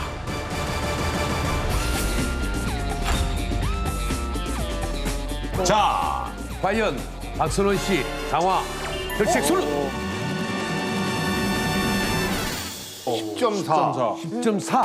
내려왔네요, 그래도. 네. 내려왔네요. 떨어지는데 저게 얼마나 떨어진 건가요? 한 0점 몇 떨어진 거 같은데요? 0.7% 감소하시. 2주 만에 0.7% 감소라는 결과는 어떻습니까? 애기 0.7 이렇게 생각하실 수도 있을 것 같은데요. 당화혈색소 하나 줄이기가 1 줄이기가 참 힘든 겁니다. 그것도 2주 만에 줄인다는 건 어떤 의미가 있냐면요. 네. 당화혈색소 수치라는 건 3개월 평균치라고 말씀드렸잖아요. 당장 제가 혈당 많이 올라가는 음식을 먹고 재도 당화혈색소 수치는 그대로 나와야 되거든요. 근데 이미 3개월간에 11.1이라고 유지되셨다가 이번에 딱 2주, 열흘 좀 넘는 시간을 하셨는데 당화혈색소가 떨어졌어요. 그럼 지금은 현재 당화혈색소보다 훨씬 낮게 유지되고 계신 겁니다. 그러면은 조금 더 나중에 되면은 더 내려간다는 얘기네요. 그렇죠. 지금도 계속 내려가고 계신 상황이시고. 이런 습관, 좋은 습관을 계속 하신다면 그렇죠. 앞으로 2주 뒤에는 더 좋아지는 거예요. 고기를 먹는 습관이란 얘기예요? 맞습니다. 참. 지금 눈에 결과가 보이니까 뿌듯하시죠? 해야죠. 박선호님 같은 경우에는요. 약을 2가지 종류 약을 드시고 계셨거든요. 근데 중간에 약 하나를 끊으셨어요. 약 하나를 줄이고서도 당화혈색소 수치는 더 좋아지신 결과인 겁니다. 이게 어딥니까? 신기하네. 자, 이번에는 박일준 씨 한번 재볼게요. 자, 이제 결과를 한번 보겠습니다. 오! 어디? 7.3%. 내려왔네요. 0.2. 네, 이 정도면 어때요? 박일준 씨 같은 경우에는 간이 참 안 좋으셨어요. 지금도 다 나으신 건 아니시고. 그래서 이제 간 때문에 생긴 약들, 드셔야 될 약제들이 있거든요. 또 그것뿐만 아니라 수면 상태 상황에서도 드셔야 될 약제들이 혈당을 올리는 약제들이 껴 있었습니다. 그러한 것들 때문에 지금 당화혈색소 수치, 혈당 상황을 더 낮추기는 힘들었지만 지금 혈당 상황이 0.2, 당화혈색소 수치는 0.2밖에 줄지 않았지만 식후 혈당은 정상 범위로 돌아오신 것을 확인할 수 있었습니다. 2주 프로젝트 시작 전에는요. 식후 혈당이 245가 나오셨었어요. 매우 높은 수치죠. 근데 2주 이후에 현재의 식단을 드시고 식후 혈당을 재셨을 때는 136으로 떨어지셨어요. 잡았네. 네, 그렇습니다. 식후 2시간 혈당의 기준이 얼마죠? 140입니다. 이전에는 거의 2배 가까운 수치였었고 지금은 정상 수치로 떨어지셨습니다. 더욱더 열심히 하시고요. 네. 박선호님은 어떻습니까, 오늘? 어떻게 하실 생각이세요? 네, 더 열심히 할 겁니다. 예, 그래서 정상인과 다름없는 완치되기를 진심으로 바랍니다. 자, 2주라는 짧은 시간이었는데 놀라운 결과를 보게 됐습니다. 당뇨 완전 정복 함께하고 있는데요. 네. 당뇨 예방도 중요하지 않습니까? 네. 예방을 위해서는 도움이 되는 방법이 또 있을까요? 췌장을 건강하게 유지하면 당뇨를 예방할 수가 있습니다. 췌장을 네. 건강하게 유지하자. 네. 췌장을 건강하게 하면 당뇨를 예방하는 데 도움을 받을 수 있다고 하는데 어떻게 하면 됩니까? 네. 취약한 한국인의 췌장의 기를 살리는 방법을 알려드릴 텐데요. 그 비법은 바로 이 양말 안에 있습니다. 이게 뭔가 울퉁불퉁한데요? 정말 네. 예, 사각. 호두인가요? 네. 맞습니다. 호두입니다. 췌장 건강을 위해서 호두를 먹으면 됩니까? 호두를 드시기 위해서 이렇게 양말에까지 쌀 네. 필요는 없겠죠. 물론 견과류 드시는 건 당뇨 환자분들 간식으로 좋은 습관인데요. 네. 오늘은 이 호두를 가지고 네. 췌장을 지압하는 방법을 알려드릴 겁니다. 이 호두로 이제 어떻게 하면 됩니까? 췌장은 네. 등 뒤쪽에 있기 때문에 손이 잘 닿지가 않아요. 그렇다고 등 뒤를 어떻게 누를 수 있는 방법도 없기 때문에 이 네. 호두를 이용해서 간편하게 췌장 부위를 지압하고 마사지하는 방법을 알려드릴 텐데요. 네. 먼저 양말에 호두를 5알 정도를 채우십시오. 그래서 여긴 지금 9개인가? 아, 10개 예. 정도 이거는 특별히 현주엽 씨를 위해서 제가 준비한 겁니다. 확실하시네. 네. 현주엽 씨 체격이 크시기 때문에 네. 이 정도는 넣으셔야 됩니다. 한 10개 정도 넣으시면 됩니다. 그래서 체격이 작으신 분은 5개 정도 넣으시면 되고요. 자, 그러면 자동적으로 현주엽 씨가 나와주셔야겠네요. 한번 예방을 위해서 직접 해보시죠. 마사지니까 또 보시고요. 우선 이제 췌장이 어디에 있는지 먼저 설명을 한번 더 드릴게요. 자, 한번 뒤 돌아보실까요? 찾는 방법은 갈비뼈를 자, 이쪽으로 약간 옆에서부터 눌러 가시다 보면 갈비뼈가 딱 끝나는 부분이 있어요. 그 부분 아래쪽을 조금 더듬어 보시면 좀 짧은 갈비뼈가 잡힙니다. 그러니까 몸에서 앞쪽까지 이렇게 연결돼 있는 갈비뼈 말고 그 아래. 여기 있네. 예, 찾으셨습니까? 예. 그게 11번, 11번째 갈비뼈입니다. 그 갈비뼈를 따라서 가는 겁니다. 그래서 따라가시다 보면 이 부위 척추뼈가 만져지시는데 이 부위 자체가 이 근처가 췌장이 있다라고 아시면 됩니다. 한의학에서는 이 11번 흉추 바로 아랫단 양쪽 옆으로 4.5cm 부위에 비수라고 이름 지어진 췌장의 혈자리가 있습니다. 해부학적으로도 그 부위에 깊이 들어가면 췌장이 만져지는 것으로 알 수가 있거든요. 췌장은 완전 등 쪽에 붙어 있는 거네요. 등 쪽에 가깝게 있습니다. 예. 그래서 이 부분은 이제 지압할 건데요. 아내분이 계시면 이렇게 해주셔도 되고요. 참 편안하게 누가. 아유, 좋아 보이네. 누우셨는데, 뭐 눕는 건 아주 그냥. 네. 췌장은 오른쪽보다는 왼쪽에 약간 치우쳐 있습니다. 그래서 왼쪽을 살짝 들으시고요. 아까 찾으셨던 그 11번 흉추 부위에 호두를 놓으시고 다시 누우시는 겁니다. 네. 이렇게 해서 약간 엉덩이와 어깨를 왔다 갔다 하시면서 예, 지압과 마사지를 해주시면 되는데요. 보기가 그렇게 좋지는 근데 그걸 어때요? 그렇게 마사지 하시면은 뭐 인슐린이 퐁퐁 솟아나와요? 아, 예. 이 마사지를 하는 이유는 그 부위에 췌장이 위치해 있다라고 말씀드렸었잖아요. 네. 그것뿐만 아니라 같이 인접해서 스트레스 확 받았을 때 분비되는 부신 호르몬이 그 부위에 위치해 있습니다. 그래서 당뇨를 스트레스 호르몬은 올리게 되거든요, 혈당을. 네. 그렇기 때문에 신장과 췌장의 건강을 위해서 그 부위를 압박을 해주고 자극을 해주는 겁니다. 그럼 요거 이렇게 누워서 얼마, 몇 분이나 해주면 좋으나요? 5분 정도씩 하루에 2번 정도 하시면 되거든요. 네.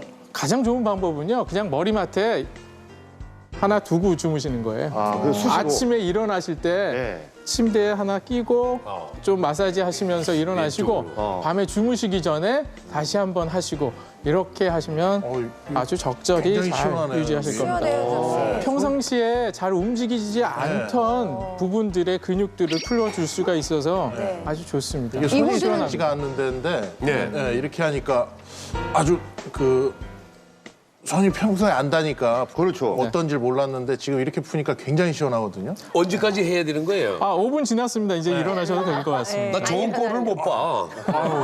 남 좋아하는 거. 자, 신동희 원장님. 당뇨를 예방할 수 있는 방법을 알아보고 있는데 또 어떤 게 있을까요? 예, 제가 췌장의 기능을 살리면 당뇨 예방에 도움이 된다고 말씀드렸잖아요. 췌장의 기능을 살리자. 네, 그래서 이번에 췌장의 기운을 살릴 수 있는 또 다른 방법 준비해왔습니다. 자, 여기 있는 이게 바로 그 비밀인 거죠? 네, 맞습니다. 이 안에 뭐가 들었을까요? 네. 과연. 하나, 둘, 셋! 예! 뭐 뻗은 건데? 이거 껍질인데요? 이거는 자귀나무 껍질이라고 부르는 겁니다. 자기나무. 한약명으로 합환피라고 하거든요. 신경 안정에 효과가 있습니다. 그래서 제가 이제 선정을 한 겁니다. 이건요? 이거는 이제 뽕나무 잎입니다. 청혈작용이라고 해서 피를 맑게 해주는 작용이 있어요. 그래서 몸속에서 해독을 하는 기능도 뛰어나고요. 네. 현대 양리학적으로 보자면 이 뽕나무 잎사귀의 추출물에서 데옥시 노리지마이신이라는 어려운 이름의 성분이 있습니다. 그 성분 자체는 우리 장에서 음식물이 분해가 되려면 그 설탕들, 포도당들이 연결된 고리가 끊겨야 되잖아요. 네. 이 끊기는 효소를 억제하는 효능이 있어요. 그러니까 포도당이 많이 분해가 돼서 급격하게 혈당이 올라가는 것을 막아줄 수가 있는 좋은 식품인 겁니다. 제가 이 두 가지를 배합하게 된 이유가 있어요. 네. 뽕잎은 말 그대로 당뇨 환자분들에게 좋기 때문이고요. 이 하판피, 자귀나무 껍질을 넣은 이유는 여성 환자분들, 저희 한의원에 오시는 당뇨 환자분들의 40%는요. 네. 불면증에 시달리세요. 그렇기 때문에 그 잠을 어떻게 잘 주무시게 할 수 있을까라는 생각에서 이 하판피가 배속이 된 겁니다. 그렇군요. 네. 그럼 이건 뽕잎은 먹을 수도 있는데 껍질은 사실 그렇잖아요. 이걸로 네. 어떻게 하는 건가요? 아, 이걸로 네. 달여서 마시는 게 아니고요. 파스를 만들려고 합니다. 파스요? 네. 아니 파스는 좀 관절염이나 여통에 붙이는 거 아닙니까? 예, 맞습니다. 당뇨에? 당뇨와 무슨 상관이 있습니까? 아, 당뇨와의 상관은요. 당뇨 환자분들께서 하루 중에 당뇨 관리가 가장 취약한 시간이 있습니다. 그때가 바로 잠자는 시간입니다. 잘 때는요, 신진대사가 다 떨어지잖아요. 그리고 낮에, 아침에 특히 복용하셨던 당뇨약, 그 약물의 효과도 자는 동안에는 가장 낮게 유지가 되는 시간이죠. 네. 그래서 잠을 자는 동안에 췌장이 혼자 일어나서 일을 하는 경우들이 많습니다. 네. 그래서 잠자는 동안에도 이 췌장에 휴식 시간을 주고 영양소를 공급할 수 있어야 됩니다. 그렇기 때문에 파스를 만들어서 몸에 붙이고 자는 겁니다. 이야, 이거 참. 자, 이제 당뇨 예방에도 도움이 된다고 하니까 어떻게 파스를 만드는지 알려주시죠. 네, 알려드리겠습니다. 우선 자귀나무 껍질 200g이 필요하고요. 그리고 뽕잎 200g이 필요합니다. 이 두 가지를 보통은 3배 주머니 있잖아요. 거기에 넣고 물 4리터를 넣고 같이 끓여줍니다. 그래서 끓어 올라오기 시작하면 1시간 정도를 그냥 센 불에 끓이시고요. 네. 그 이후에는 삼배보자기를 빼내고 물이 떨어지잖아요. 그 물은 그냥 채반에 받쳐서 떨어지는 물은 다시 넣으시면 됩니다. 그리고 남은 탕액이죠. 그 탕액은 그냥 센 불에 계속 끓이십니다. 네. 그래서 졸일 때까지 끓이시는 거예요. 한 30분 정도면 다 졸여지거든요. 네. 근데 주의하실 점은 다 졸여졌을 때 이 액체가 냄비 바닥에 눌러붙는 경우가 있어요. 그래서 반드시 코팅된 냄비를 사용하시거나 후라이팬, 코팅된 후라이팬이 있잖아요. 거기에 옮겨서 마지막까지 졸이시는 게 좋습니다. 자, 이게 이제 완성품입니다. 실제로 만들어서 보여드릴 텐데 네. 한번 점성을 한번 보시겠어요? 네. 점성이 이렇게 끈적끈적해요? 네, 지금 보시는 것처럼 쭉쭉 들어가요. 네. 피자 치즈인 줄 알았어요. 우선 준비물이 필요한데요. 파스를 발에 직접 바르시는 게 아니고요. 네. 미리 여러 개 만들어 두시면 좋은데 제가 준비한 요게 종인데 기름 종이처럼 생겼잖아요. 네. 이거 보통 주부님들이 잘 아실 거예요. 종이 호일이라는 게 있습니다. 예, 이 위에서 요리를 하기도 하는 그 호일이거든요. 네. 발바닥에 있으면 온폭 파인 부분 있잖아요. 가운데죠? 아치형으로. 예. 그렇죠. 그 연한 살 부분에 이렇게 붙일 거거든요. 그래서 그만한 크기로 잘라 두셨다가 꽉 잡으시고 티스푼으로 둥글게 만들어 주시면 됩니다. 이게 완성품입니다. 네, 이 정도의 크기로 준비를 해 두셔서 요거 또 한 장을 네. 위에 살짝 얹어 주세요. 그냥 붙이는 게 아니고요. 예, 딱 붙이지 마시고요. 이제 보관을 하셔야 되니까 한 번에 좀 만들어 두셔서. 그래서 이제 보관하실 때는 상온에 하셔도 되는데 중요한 건 밀봉 상태에서 보관을 하셔야 됩니다. 안 그러면 이게 바싹 마르게 되면 이렇게 부셔지게 됩니다. 그래서 수분이 날아가지 않게 보관을 해주시면 비닐팩 되겠고요. 같은 데다 넣어서. 맞습니다. 밀봉해서 하시면 됩니다. 예. 지금 제가 만들어드린 이 방법은 잠을 잘 못 주무시는 분들 네. 그리고 당뇨인데 아침에 공복 혈당이 좀 높으신 분들 이런 분들에게 효과적인 방법입니다. 네. 지금 뭐 신발을 지금 벗고 계신데 어디에 붙이는지 정확하게 설명해 주십시오. 네, 보시면 발바닥에 오목하게 파여져 있는 쏙 네네. 들어간 이 부분 보이시죠? 네. 여기에 붙이시는 겁니다. 이런 식으로요. 이런 식으로 붙이시고 이 위에 양말을 신게 되시는데요. 주무실 때는 좀 헐렁한 양말을 신으시는 게 훨씬 도움이 되실 거고요. 실온에서는 얼마나 보관이 되나요? 실온에서는 실온에서는 한 달 정도까지 가능하고요. 예, 지금 약재 성분 자체로는 뭐 곰팡이가 쓸거나 나쁜 세균들이 네. 자랄 수는 없습니다. 방치하면 재앙, 하지만 충분히 관리할 수 있는 질병 당뇨입니다. 네. 오늘 알려드린 대로 이 당테크에 여러분 꼭 성공하시길 바랍니다. 여러분의 건강 재테크는 엄지의 제왕이 책임지겠습니다. 네. 다 함께 외쳐볼까요? 대한민국 국민 모두가 건강해지는 그날까지 모두 함께 할까요? 엄지의 제왕!